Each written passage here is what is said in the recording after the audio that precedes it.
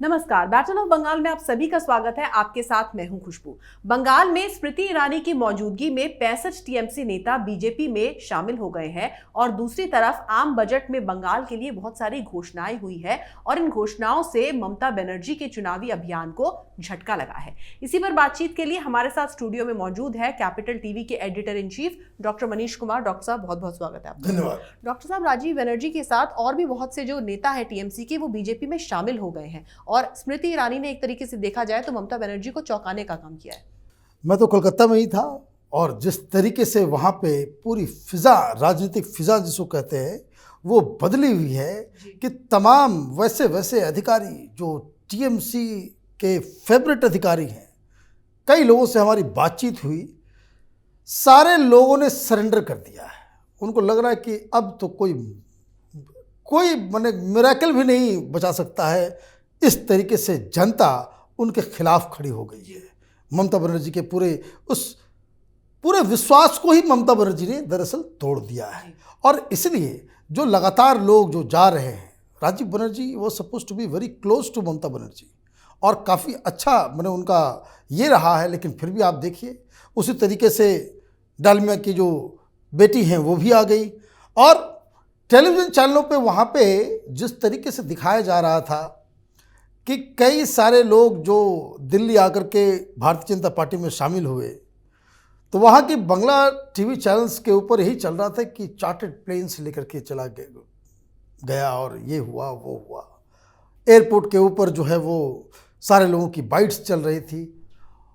जो मेन बात ये सारे लीडर्स कह रहे थे कि आप देखिए, हम तो जनता की सेवा करने आए थे, लेकिन ममता बनर्जी के साथ हमको वो मौका नहीं मिल रहा था। एक बीजेपी पार्टी है, दिल्ली में कुछ बड़ी घटना घट गई, वो इजरायली एम्बेसी के बाहर विस्फोट हो गया, जिसकी वजह से अमित शाह का कार्यक्रम पोस्टपोन करना पड़ा। अब वो पोस्टपोन हो गया तो अब इनको तो वहीं स्टेज के ऊपर अमित शाह के सामने पार्टी में शामिल होना था। तो ये लोग ये कह रहे थे कि देखिए किस तरीके से भारतीय जनता पार्टी लीडर्स के मान सम्मान को रखती है, उसका ये एक उदाहरण है कि प्रोग्राम नहीं हुआ तो चार्टर्ड फ्लाइट से जो इनको जो है वो लेकर के वहाँ पे दिल्ली में ला करके उनको पार्टी से जोड़ा गया। अब सवाल ये पूछ रहे हैं कि भाई क्या ये आखिरी लोग हैं? तो हम तो लगातार इस बात को कहते आ रहे हैं कि आप अभी तो ट्रेलर चल रहा है, जैसे जैसे चुनाव नज़दीक आता जाएगा और जिस दिन चुनाव की घोषणा होगी, इलेक्शन कमीशन वहाँ के प्रशासन को अपने हाथ में लेगा, कई सारे लोग इधर चले आएंगे, भारतीय जनता पार्टी के साथ चले आएंगे, क्योंकि लोगों को वहाँ पे बहुत ही ज़्यादा उसको कहते हैं ना घुटन सी महसूस हो रही है। और यही वजह है कि अब आप देखिए कि बहुत सारे लीडर्स चले आ रहे हैं और ये लीडर कोई ऐसे वैसे लीडर नहीं है, ये लीडर्स जमीन से जुड़े हुए लोग हैं और ये बहुत ही ज़्यादा इम्पॉर्टेंट हो जाता है किसी भी पॉलिटिकल पार्टी के चुनाव में लड़ने से पहले। अब आप देखिए, एक तो ममता बनर्जी के खिलाफ एंटी इनकम्बेंसी है ही। कभी आप सोचे कि भाई अगर मुकुलदा अभी भी टीएमसी के साथ होते, शुभेंदु अधिकारी अभी भी टीएमसी के साथ होते, अर्जुन सिंह टीएमसी के साथ होते, ये तमाम बड़े बड़े लीडर, राजीव बनर्जी हो गए, संख्या ढेरों, तो लोग कहते कि भाई 50-50 चांसेस है, क्योंकि एक तो लोगों का गुस्सा है। अब आपके सारे सिपह सलार, सारा जिसको कहते हैं कि नोन फेसेस, वो इधर चला आ रहा है, तो आप देखिए कि ममता बनर्जी की पूरी ताकत कितनी कमजोर हो गई है और सारे लोग एक ही तरह की बातें कर रहे हैं कि ममता बनर्जी ने जो वायदा किया था वो पूरा नहीं हो सका और इसलिए ये सारी चीजें हो रही हैं। जी, और मनीष जी, जिस तरीके से ममता बनर्जी हमेशा से बंगाली अस्मिता की बात करती रही है, तो ममता बनर्जी से ज्यादा तो बंगाली अस्मिता की छाप बीजेपी पर दिखाई दे रही है। स्मृति ईरानी ने भी जब बांग्ला में अपना भाषण दिया तो सबको उन्होंने हैरान कर दिया। देखिए, स्मृति ईरानी के बारे में बंगाल में बहुत ज़्यादा चर्चा हो रही है।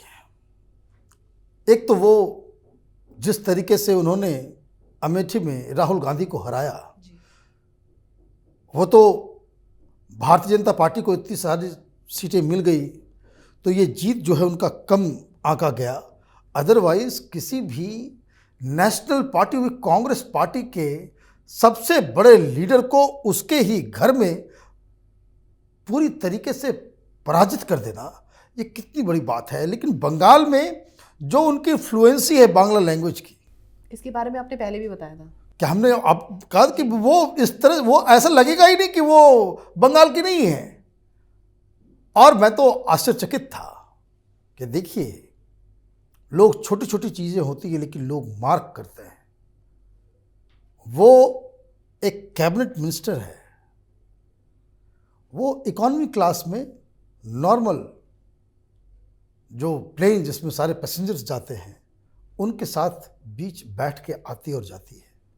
ऐसा नहीं कि उसमें वो बिजनेस क्लास में ट्रेवल कर रही है। वो ये एक अलग किस्म की संस्कृति को जो है वो उन्होंने जन्म दिया है। एक ही फ्लाइट में कुछ तृणमूल के भी लीडर थे, वो सब बिजनेस क्लास में बैठे हुए हैं, और उसी फ्लाइट में वो इकोनॉमी में, जबकि दोनों के उसको कह सकते हैं, अगर आप ये केंद्रीय मंत्री और वहां के लोकल लीडर्स, तो लोग इन सब चीजों को पसंद करते हैं। और मैं आपको बताऊं, जिस तरीके से भारतीय जनता पार्टी में ये सारे लोग टीएमसी के आ रहे हैं, ममता बनर्जी का जो मेन प्लैंक है कि ये भारतीय जनता पार्टी बंगाल के बाहर की है, बंगाल के कल्चर को नहीं जानती, बंगाल का, ये अपने आप धाराशायी हो रहा है। इसमें भारतीय जनता पार्टी को कुछ करना ही नहीं पड़ेगा, क्योंकि वो तमाम लीडर्स जिनको ये बता रहे कि तो हमारे लीडर थे, ये बंगाली अस्मिता के प्रतीक चिन्ह थे, वो सारे बीजेपी में चले आ रहे हैं। तो अब ये जो पूरा जो पिछले 6 महीने का जो मेहनत थी, प्रशांत किशोर का जो पूरा प्लान था कि भाई बीजेपी को आउटसाइडर पार्टी बना करके, नॉन बंगाली पार्टी घोषित करके वो चुनाव में बंगाली अस्मिता को जगा करके चुनाव जीत जाएंगे, ये तो अपने आप क्रम्बल कर रहा है। इसमें कुछ प्रोटेस्ट करने की भी बात नहीं होगी। और यही फर्क है कि लोकसभा चुनाव के दौरान कलकत्ता और उसके आसपास की जो 10 सीटें थी जहां बीजेपी एक भी सीट नहीं जीत सकी, जिस तरीके से बाकी इलाकों में बीजेपी का परफॉर्मेंस था, अगर वही परफॉर्मेंस कलकत्ता और उसके आसपास की 10 लोकसभा सीटों में अगर वो दिख जाती, तो बंगाल में भारतीय जनता पार्टी को टीएमसी से ज़्यादा सीटें आ गई होती। उनके पास तो 22 है, ये 18 है। अगर 3 सीट इधर से उधर हो गया होता तो बीजेपी 21 होती और ममता बनर्जी 18 होती। तो ये अपने आप में एक अलग किस्म की राजनीति, रणनीति इसको कह लीजिए, कि एक साथ नहीं, वो धीरे धीरे जो है बीजेपी टीएमसी का इलाज कर रही है। और मनीष जी, जिस तरीके से आम बजट पेश हुआ है तो उसमें जो घोषणाएं हुई हैं उससे ममता बनर्जी के चुनावी अभियान में झटका कैसे लगा? देखिए, बहुत सारी चीज़ें इस बजट में ऐसी हुई हैं कि जिसको देख करके ये साफ साफ लग रहा है कि ये बजट देश के गरीबों के लिए बनाया गया है। ये बजट के ऊपर किसानों को कैसे खुशहाल किया जाए उसकी पूरी छाप है। आप देखिए, जिस तरह का रिफॉर्म्स की घोषणाएं की गई है, और खास करके बंगाल में हाईवेज की जो घोषणा की गई है, और जो ये सारी चीज़ें इस बजट के जरिए, इनफैक्ट मैं आपको बताऊं कि ये जो बजट बनाया गया इसमें स्पेशली उन इलाकों के ऊपर विशेष ध्यान दिया गया है जहां जहां चुनाव हो रहे हैं, चाहे वो तमिलनाडु हो, बंगाल हो, चाहे वो असम हो। तो लोगों के दिमाग में एक चित्र उभरता है कि यहाँ एक पार्टी है जो आपके विकास के लिए, लोगों के खुशहाली के लिए योजनाएं बना रही है, कुछ काम कर रही है, और इनका योजनाओं को जमीन पे लागू करने का जो साख है, इनका जो इमेज बना हुआ है कि मोदी सिर्फ घोषणाएं नहीं करते हैं, बहुत अच्छे तरीके से ग्राउंड में उन योजनाओं को अमल में लाते हैं। ये इमेज, इसका काट ये विपक्ष के पास नहीं। इसलिए देखिए कई घंटे बीत गए, किसी के मुंह से आवाज तक नहीं निकल रहा भाई इसमें किस तरीके से अपोज किया जाए। ऐसा लग रहा है कि बजट बनाया ही क्या है इस हिसाब से कि सारा विपक्ष जो है वो निरुत्तर हो जाए। अब ये नॉर्मल डायलॉग बाजी होता है, बाकी तो नॉर्मल डायलॉग बाजी है कि भाई ये बजट ठीक नहीं है, ये बजट जो है गरीबों के लिए नहीं है, ये बजट किसानों के लिए नहीं है। कोई भी सरकार करती है विपक्ष आकर के कह देती है 2 लाइन। लेकिन आप मार्क ये कीजिए कि किसी के पास कोई उसके लिए दलील है क्या। जिस तरीके से बजट के भाषण के दौरान निर्मला सीतारमन ने एमएसपी के ऊपर उसका पूरा इतिहास, पूरा कच्चा चिट्ठा खोल लिया। ये आंदोलनकारी वाली अभी तक देखिए कोई प्रेस कॉन्फ्रेंस नहीं, कोई बातचीत नहीं। अब हो क्या रहा होगा, ये तो लेफ्ट लिबरल कबाल वाले अब उसको पढ़ रहे होंगे, वो शाम तक जो है वो उसके बारे में कुछ निकालेंगे। कल आर्टिकल छपेगा हिंदू में, तो इंडियन एक्सप्रेस में, तमाम जो वामपंथी मीडिया हाउसेस हैं, लायर वायर के ऊपर सब जगह, जब वहां पे कुछ छपेगा तब फिर ये लोग उसके ऊपर बयान देना शुरू कर देंगे। ये इस बजट का एक अपने आप में एक अनोखा चरित्र जो है समझ में आया है कि निरुत्तर हो गए हैं। अब ये कह देना बड़ा आसान काम होता है कि भाई गरीबों के लिए नहीं है, मोदी के 5 दोस्तों के लिए है। ये पुरानी घिसी पिटी बात। जब यहाँ आंकड़े पेश किए जा रहे हैं, जब पैसे अलॉट किए जा रहे हैं, अलग अलग सेक्टर के बारे में प्लान बताया जा रहा है, हमने तो अभी तक नहीं सुना कि कोई भी विपक्ष का लीडर बिल्कुल स्पेसिफिक तरीके से इस बजट के अंदर कोई बात निकाल सके। तो ये कहानी जो है कि इसका इम्पैक्ट बजट के जरिए मोदी सरकार ने बंगाल के लोगों को, असम के लोगों को भी लुभाने की कोशिश की है और ये साफ साफ नजर आ रहा है। जी, और डॉक्टर साहब, एक तरफ आम बजट पेश हुआ है, दूसरी तरफ लालू यादव का प्रेम उमड़ा है ममता बनर्जी के लिए। उन्होंने अपने 2 प्रतिनिधि भेज दिए बंगाल में ममता से मिलने के लिए। देखिए, अभी बहुत सारे प्रतिनिधि जाएंगे और बहुत सारी चीज़ें होंगी। दरअसल लालू यादव की साख बिहार में भी नहीं है। अगर वहाँ पे कास्ट पॉलिटिक्स ना हो, मुस्लिम और यादव एकजुट होकर इस आरजेडी को, लालू यादव की पार्टी को वोट ना दे, तो आम लोग तो ये इस पार्टी को वोट देने में भी घृणा करते हैं। ये हकीकत है। बाकी भाषणबाजी तो अपनी जगह पे है, लेकिन हकीकत यही है कि यादव और मुस्लिम वोटर्स का जो गठजोड़ है वोट बैंक पॉलिटिक्स का, उसी की वजह से ये पार्टी अच्छा परफॉर्म कर पाती है। लेकिन बिहार के बाहर आरजेडी ऐसा नहीं कि पहले बंगाल में चुनाव नहीं लड़ी है। ये बंगाल में भी अपना हाथ आजमा चुके हैं, ये यूपी में भी आजमा चुके हैं, ये झारखंड में भी आजमा चुके हैं, ये हर जगह अपने उम्मीदवार खड़े करते हैं, दिल्ली के चुनाव में भी आजमा चुके हैं। लेकिन ये पार्टियां ऐसी है कि जिसका ना आगे कुछ है ना पीछे कुछ है। ये परिवार से बंधी हुई पार्टियां हैं।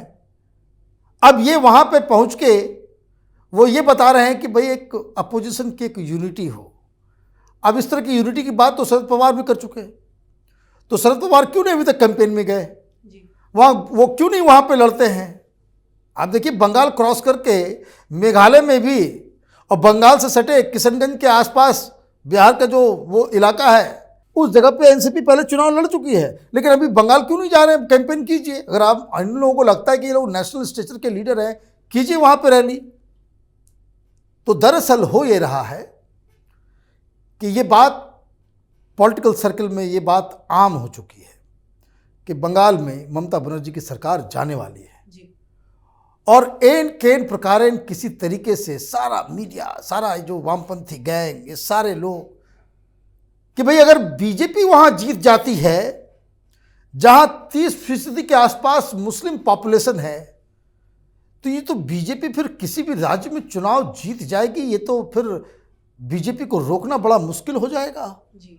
फिर तो मोदी के बाद फिर अमित शाह प्रधानमंत्री बन जाएंगे, योगी जी प्रधानमंत्री बन जाएंगे। इन लोगों का तो ये जो है वो उसको कहते हैं ना, वो बैटन रेस जो होता है, वो एक दूसरे के पीछे बैटन थमा थमा करके निकलते चले जाएंगे और इन लोग तो चुनाव पे इन लोगों की दिक्कत हो जाएगी। तो एक, हालांकि इसका कोई फर्क नहीं पड़ता, लालू यादव 2 प्रतिनिधि भेजें या खुद चले जाएं, उनके बेटे चले जाएं बंगाल में, उसमें कोई फर्क नहीं पड़ने वाला। लेकिन एक मोदी विरोध का एक जो प्लेटफॉर्म जो है हिंदुस्तान के अंदर में, उसी में सब लोग अपनी खाना पूर्ति का काम करते हैं। और इसलिए कभी शिवसेना, तो कभी एनसीपी, तो कभी समाजवादी पार्टी, कभी मायावती, तो कभी लालू यादव, ये लोग बैठे बैठे कुछ सुगुफा छोड़ते रहते हैं, इसके अलावा कुछ है नहीं इसमें। डॉक्टर साहब, बंगाल के अंदर चुनावी हिंसा फैलाने की बड़ी तैयारी की जा रही है। वहां पर सीआरपीएफ के फेक वीडियोस भी फैलाए जा रहे हैं, जिसके अंदर सीआरपीएफ लोगों पर अत्याचार करती दिख रही है। देखिए, ये बेसिकली ये इस तरह के वीडियोस जो निकल रहे हैं वो दरअसल मुस्लिम इलाकों में ज़्यादा, ये ममता बनर्जी की पार्टी का जो आईटी सेल है वो इस तरह के अफवाह को फैलाने में जुटा हुआ है कि वहाँ जो सीआरपीएफ है वो टीएमसी के खिलाफ कैंपेन कर रही है। दर्द क्या है इनका दर्द समझ लीजिए क्या है। दर्द ये है कि 1000 कंपनी जो है वहाँ पे सीआरपीएफ की लगाई जा रही है। सीआरपीएफ के छत्र छाया में ही वहाँ पे चुनाव किया जाएगा। अब मैं आपको एक एग्जाम्पल देता हूँ। ये तो ममता बनर्जी पुलिस के हिसाब से बंगाल, कलकत्ता का नया पुलिस अधिकारी कौन हो, इसमें पूरा दिमाग लगाया जा रहा है। क्यों लगाया जा रहा है? ये हर जगह पुलिस के जरिए ही ऑपरेट करना चाहती है और ये प्रोपेगेंडा इसलिए किया जा रहा है कि ताकि सीआरपीएफ डिस्क्रेडिटेड हो जाए। बाद में दिल्ली में मीडिया के जरिए ये जो है ये उठा चलें कि भाई ये तो फासिज्म है, ये तो फेडरलिज्म के खिलाफ है, फेडरल स्ट्रक्चर जो है वो उसके ऊपर बुलडोजर चला रहे हैं नरेंद्र मोदी, इसलिए सेंट्रल फोर्स को लगाने की क्या जरूरत है जब पुलिस है। दिक्कत वहां है कि इलेक्शन कमीशन ने कह दिया है कि पोलिंग बूथ में इस बार बंगाल की पुलिस को घुसने नहीं दिया जाएगा। दर्द वहां हो रहा है और इसलिए सीआरपीएफ को डिस्क्रेडिट करने के लिए टीएमसी की तरफ से एक नया बवाल ये शुरू किया गया है, ये साबित करने के लिए कि सीआरपीएफ जो है वो कलंकित फोर्स है। ये इन लोगों की राजनीति का वो काला चेहरा है कि चुनाव के लिए ये सुप्रीम कोर्ट की अवहेलना कर सकते हैं। ये बड़े जो कोई भी इंस्टीट्यूशन है, आर्मी हो, सीआरपीएफ हो, बीएसएफ हो, किसी को भी बदनाम करने के हद तक वो नीचे गिर सकते हैं। तो ये सारी एक चुनावी तैयारी का हिस्सा है टीएमसी की तरफ से। लेकिन मुझे लगता है कि सीआरपीएफ ज़्यादा से ज़्यादा वहाँ 1000 क्या 2000 कंपनी लगाया जाए तो भी ठीक है, क्योंकि चुनाव फ्री एंड फेयर होने चाहिए और ये किसी भी कॉस्ट पे होना चाहिए। इसके लिए सीआरपीएफ लगाया जाए, आर्मी लगाया जाए, वो मायने नहीं रखता है। हर शख्स जो हिंदुस्तान का नागरिक है फ्री होकर के, बिना खौफ, बिना डर के वो अपने अधिकार का इस्तेमाल करे, ये सबकी चिंता होनी चाहिए। जी डॉक्टर साहब, बहुत बहुत शुक्रिया इस तमाम जानकारी के लिए। तो ऐसा लग रहा है कि ममता बनर्जी को हर तरफ से झटके ही झटके लग रहे हैं। कभी एम्फिन तूफान के झटके, कभी उन्हीं की पार्टी के नेताओं के झटके, तो कभी आम बजट के झटके। ममता ने जिस तरीके से जोड़ने की जगह तोड़ने वाली राजनीति की है, उससे उनकी ये हालत हो गई है कि लड़खड़ाती हुई ममता का साथ देने के लिए सिर्फ एक ही व्यक्ति बचा है और वो है प्रशांत किशोर। अगर आपको हमारा वीडियो पसंद आया तो इसे लाइक करें, शेयर करें और कैपिटल टीवी को सब्सक्राइब करें। नमस्कार।